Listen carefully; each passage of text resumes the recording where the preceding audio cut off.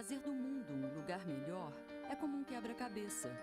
Peça por peça, os homens e mulheres do Rotary dedicam-se a combater a fome, difundir a alfabetização e promover a paz mundial. Mas ainda há muito a ser feito. Ainda faltam algumas peças. E uma delas é você. Acesse www.rotary.org para saber como você pode ajudar a fazer do mundo um lugar melhor. Rotary, Humanidade em Ação.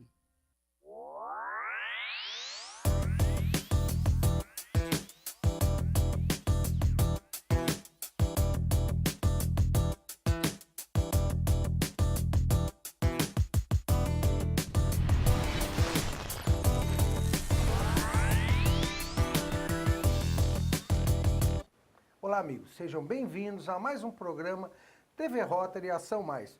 Hoje nós vamos tratar de um assunto que está muito em evidência no Brasil nos últimos anos, sobre o terceiro setor. Para isso nós trouxemos Cláudio Ramos, que ele é um advogado especialista do direito do terceiro setor. Cláudio, seja muito bem-vindo ao programa TV Rotary Ação Mais. Eu gostaria que você falasse uma curiosidade minha, de todos os nossos telespectadores, se existe alguma diferença entre ONG e terceiro setor. Bom, Gaban, olá a todos, bom dia, é uma alegria estar aqui, agradeço o convite do querido Gaban. Em relação a esse assunto ONG, associação, terceiro setor, instituto, nós temos uma confusão. ONG refere-se a um conceito americano, organização não governamental. Então, para o direito, nós temos aí uma clareza que pode ser ou uma associação ou uma fundação. Então, uma organização não governamental, ela define pela negativa. Então, por exemplo, nesse conceito, uma empresa poderia ser entendida como uma ONG. Isso gera um conflito. Então, para nós do direito, ou é uma associação ou é uma fundação. Uma organização não governamental é um conceito não jurídico, inclusive leva a uma certa confusão.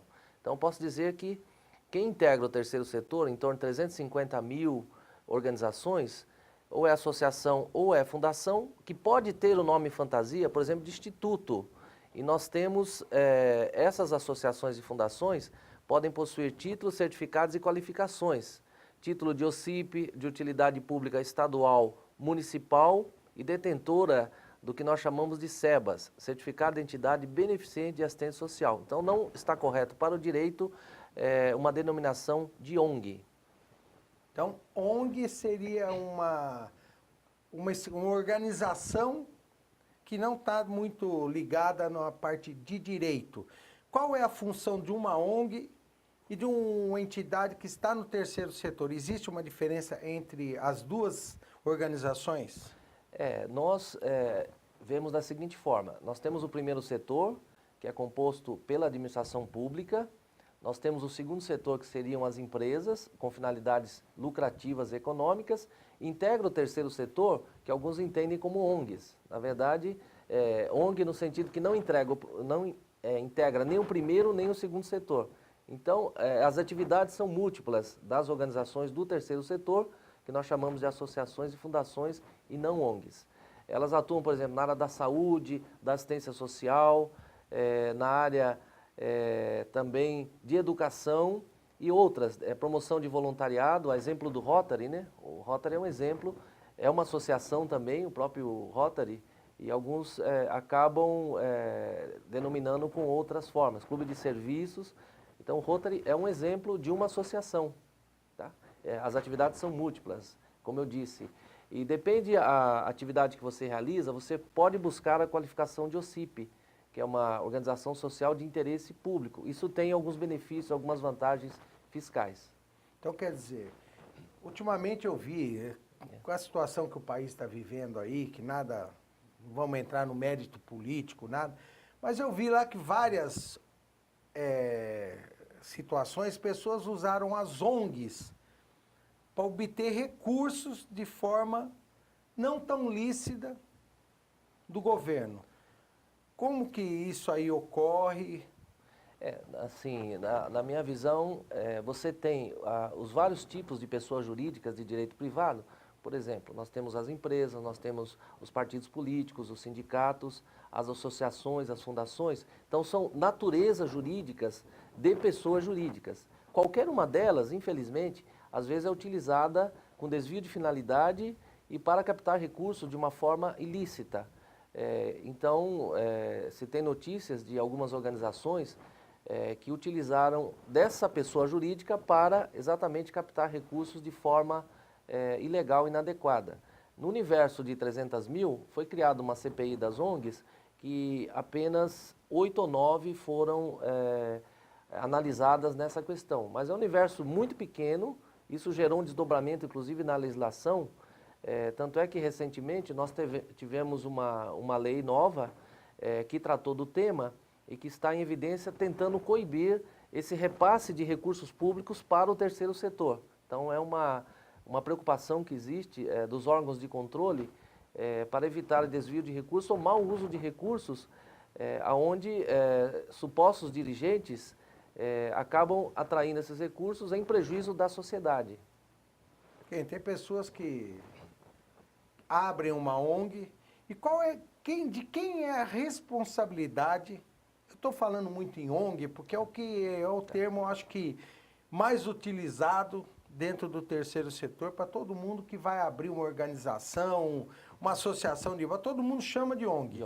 Ok. Então eu estou denominando ONG, mas dentro do terceiro setor. Quem é o responsável juridicamente fiscal, na parte fiscal, de uma instituição que é denominada uma ONG, que abriu uma ONG das Mães do Afeto, um exemplo? Ok.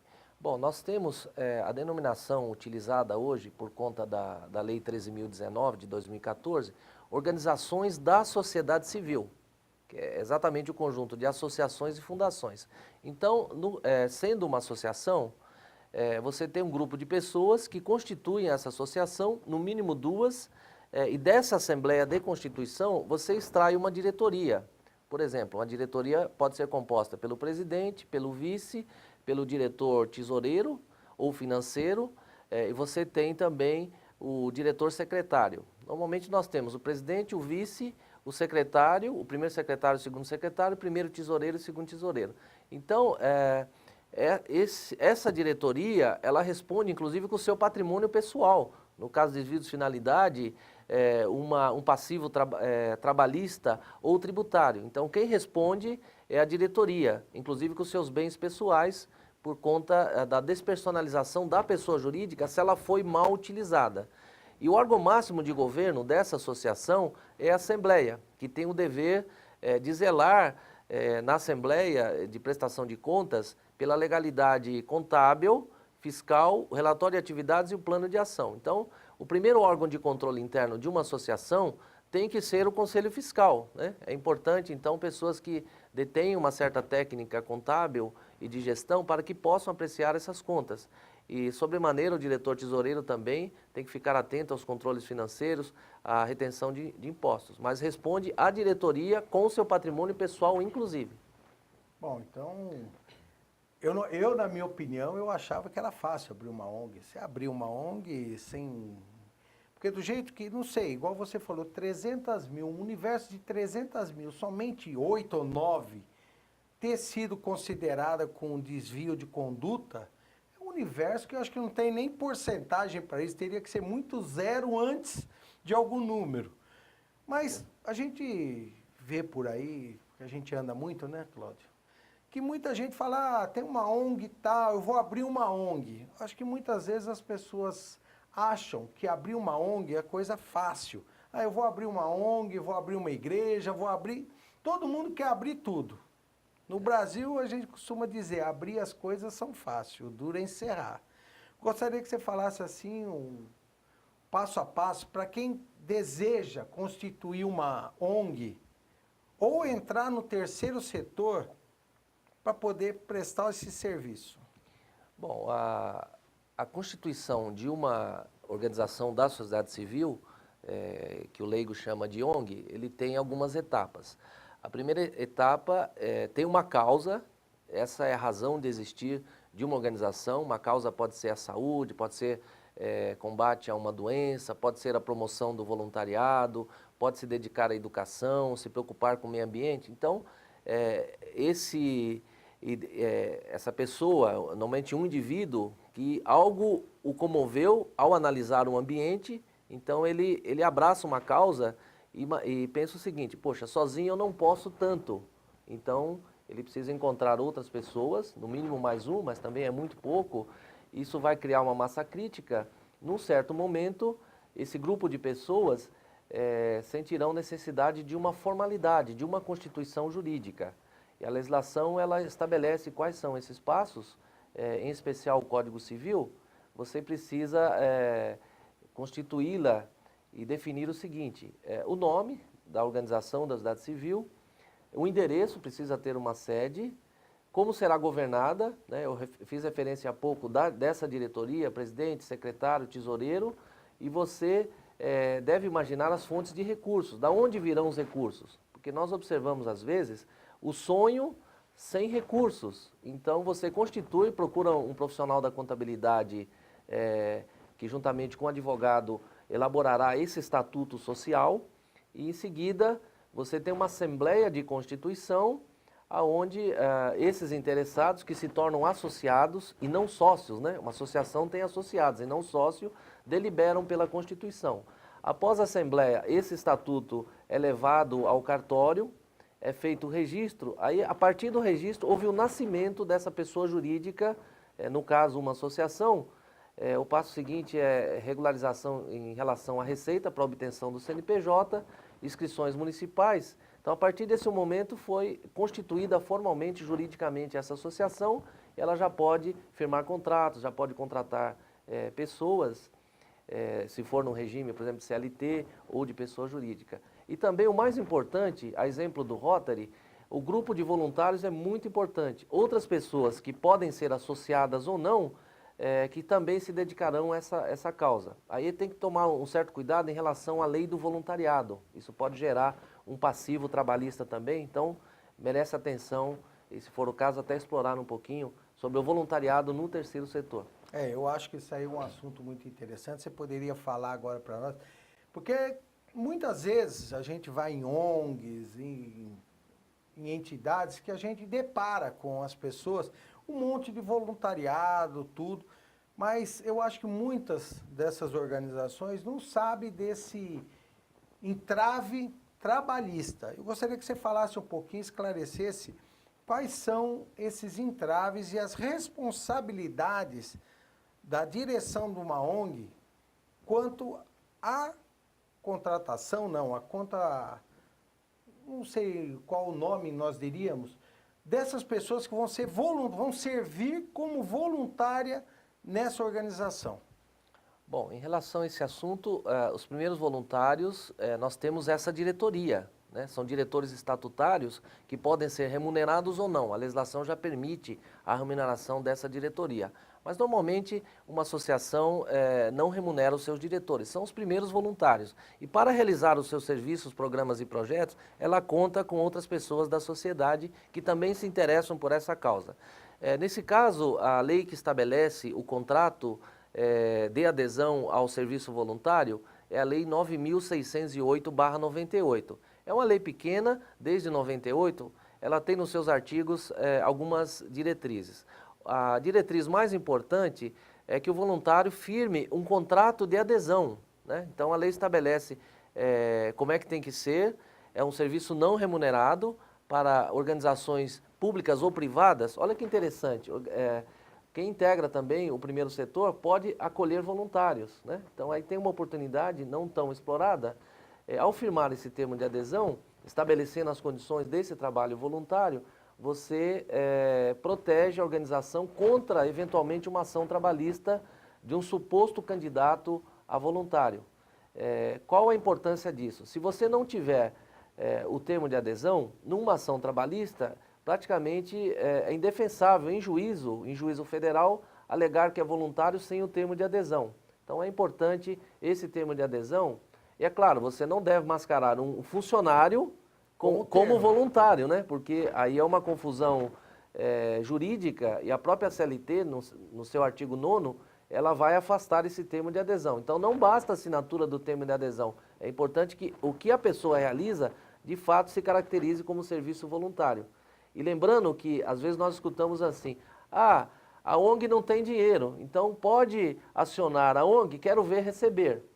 Lembrando que se não houver recursos na organização, o juiz trabalhista atacará o patrimônio pessoal daquela diretoria. A exemplo do fisco. Então, a ONG tem dinheiro, o dinheiro dos diretores e fundadores. Se ele não fizer uma boa gestão e não observar a legislação, nós costumamos dizer o seguinte, o direito não acolhe aos que dormem. Então, o desconhecimento dessa legislação, que é algo muito presente que nós temos visto, não pode alegar, eu não sabia da lei, não cumpro, então não sofrerei nenhuma sanção. Esse é um equívoco jurídico grave. Normalmente, se ela não tem recursos, por uma má gestão ou porque não tem um plano estratégico de captação de recursos, que é um outro ponto muito crítico no terceiro setor, normalmente má gestão e ausência de recursos por uma má gestão ou não planejamento.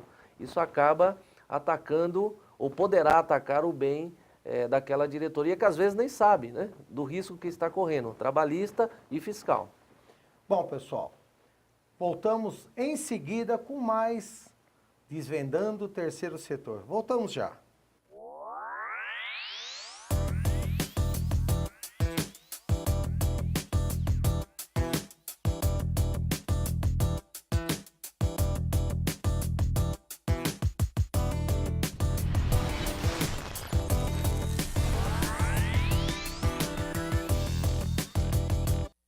Esta árvore nunca precisará ser derrubada para fazer a muleta que jamais será usada. Pela criança que não irá contrair pólio. Por ter sido imunizada a tempo. Graças à dedicação de pessoas dispostas a contribuir. Você pode ajudar o Rotary a eliminar a pólio agora.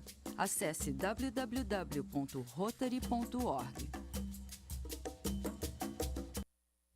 Em 1985, quando a pólio causava paralisia em 1.000 crianças por dia, o Rotary estabeleceu uma meta: erradicar a pólio em todo o mundo.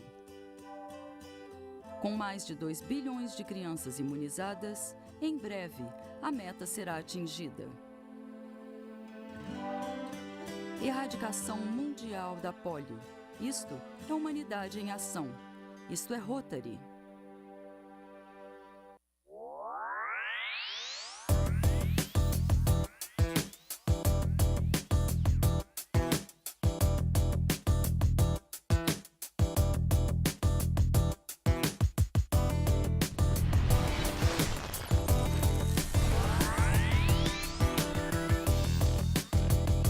TV Rotary Ação Mais está de volta com o nosso advogado, especialista em terceiro setor, Cláudio Ramos. Nós estávamos falando antes do intervalo, Cláudio, você falando dessa questão do voluntariado. Eu observo muito assim em hospitais, tipo a CD, o Hospital do Câncer, que existem muitas pessoas, geralmente as pessoas da melhor idade, que eu costumo dizer, né, são os nossos queridos idosos, que servem como voluntários e servem com uma presteza, um sorriso. Eu acho que aquilo ali para eles é uma questão de satisfação. Gostaria que você falasse um pouquinho se esses voluntários nessas entidades, se eles têm a ver com o que você falou antes ou eles têm um processo de voluntariado diferenciado. Na verdade, essas pessoas, elas estão agasalhadas por essa lei do voluntariado. Então, essa organização da sociedade civil, ela está autorizada por força da lei a buscar esses voluntários. Normalmente é feita uma seleção, um treinamento, uma capacitação. No caso que você fez referência, imagine um voluntário atendendo em um hospital, ele tem que ter o seu preparo psicológico, ele tem que conhecer os procedimentos, se atender idoso ou criança, tem uma legislação específica também. Então é importante a organização da sociedade civil desenvolver um programa do voluntariado. Pode criar um regimento interno, como é que entra, como é que sai, se ele terá essas horas com o certificado. Aliás, em agosto nós temos o Dia Nacional do Voluntário e em dezembro o Dia Internacional do Voluntário, que é uma forma, o pagamento do voluntário, Gaban, é o reconhecimento, é o agradecimento. E nós temos um universo muito grande de voluntários, alguns falam em milhares de pessoas que querem atuar e às vezes não encontram aonde servir, né? Que isso também é lema de Rotary, servir a comunidade, servir as pessoas. Dar de si antes de pensar em si. Exatamente. E na cidade de São Paulo, nós temos o Centro de Voluntariado de São Paulo, que você pode buscar informações. Esse Centro de Voluntariado promove cursos também. Na cidade de Osasco, foi criado também o Centro de Voluntariado de Osasco e região. Então, recomendo a quem se candidatar a voluntário que busque essas organizações. Eu atuo em 5 ou 6 como voluntário, aprendo cada vez mais, posso servir e você faz a diferença na vida dessas pessoas, né? Então, tem trabalho sim, basta querer e dedicar o seu tempo, o seu talento, respeitando a legislação, protegendo, portanto, a organização. Mas é igual eu costumo sempre dizer, Cláudio, ganha mais quem doa do que quem recebe. Você ser voluntário, só o olhar daquela pessoa que olha para você, dizendo muito obrigado por você estar aqui para me servir. Isso eu acho que é o reconhecimento pessoal mais fantástico que existe. Gostaria que você falasse um pouquinho sobre o Observatório Social do Brasil que vocês criaram aqui na cidade de São Paulo. Sim, essa é uma iniciativa nova, já está presente em 105 municípios do Brasil. Ela trata de um tema muito importante, cidadania fiscal e controle social. Esses 2 temas significam o seguinte: como o cidadão, a sociedade civil organizada, pode colaborar com a melhoria na gestão pública. Nós somos todos contribuintes, né? Nós assim, pagamos os nossos impostos e às vezes nós observamos que o emprego do dinheiro público não está em sintonia com o que a sociedade deseja. Então, esse Observatório Social Brasil da cidade de São Paulo tem a pretensão de colaborar com o poder público na eficácia da aplicação desses recursos públicos. Então, por exemplo, num processo de aquisição de serviços, né, verificar se os preços estão adequados, propor sugestões de melhoria dos serviços públicos. Esse observatório também é uma associação. Olha que interessante, um grupo de pessoas que se interessaram por esse tema, buscando exatamente a aplicação adequada dos recursos públicos, que são retirados via tributos da sociedade. Nós temos lá várias pessoas que participam, especialistas em várias áreas, auditor fiscal, Tribunal de Contas também está presente. Então, somar com o poder público para que os nossos recursos arrecadados via impostos sejam bem aplicados e se transformem em políticas públicas de educação, de saúde, de assistência social, em prol da própria sociedade que ofertou seus recursos via tributos.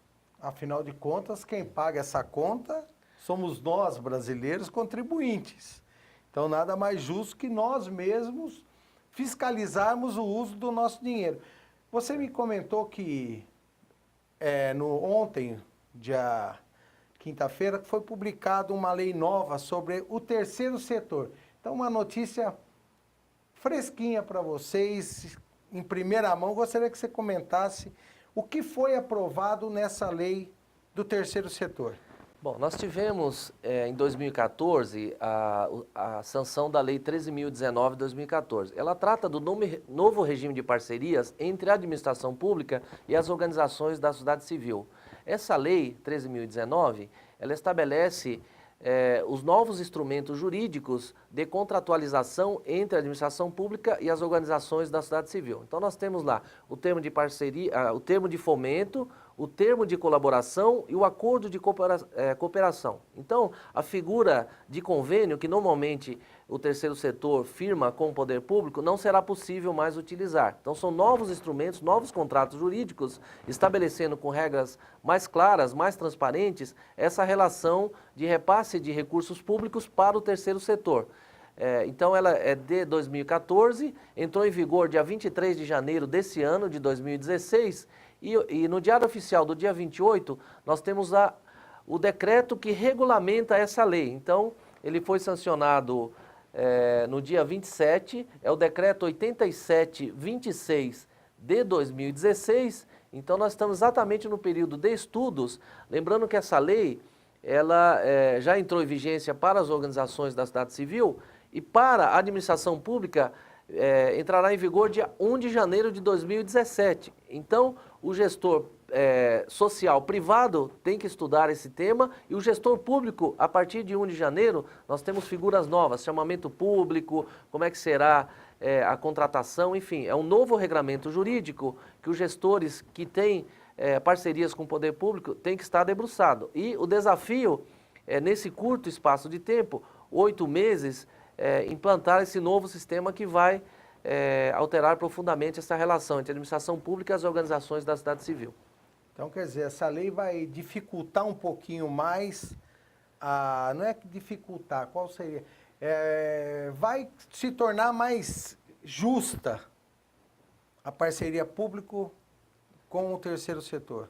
Acho que nós estamos caminhando um novo momento jurídico que afetará a gestão do poder público e da organização da sociedade civil. Então nós temos, acho que, um aprimoramento desse marco legal. Ela estabelece mecanismos mais claros, fala, por exemplo, da prestação de contas, da importância da transparência, onde o poder público e a organização da sociedade civil deverá publicar via internet como está esse contrato, de tal sorte que a própria sociedade civil poderá fiscalizar o cumprimento do que foi pactuado nesse plano de ação. Então, entendo como um aprimoramento, os gestores devem se preparar, a lei houve esse aperfeiçoamento na linha de coibir a não transparência, o mau uso de recurso público. Então, o terceiro setor, com a Lei 13.019 e o Decreto 8726, vive um novo momento de aprimoramento. Então, o gestor deve se capacitar, tanto o público quanto o privado. Então, acho que é um aprimoramento e preservando os recursos que são arrecadados de nós, contribuintes,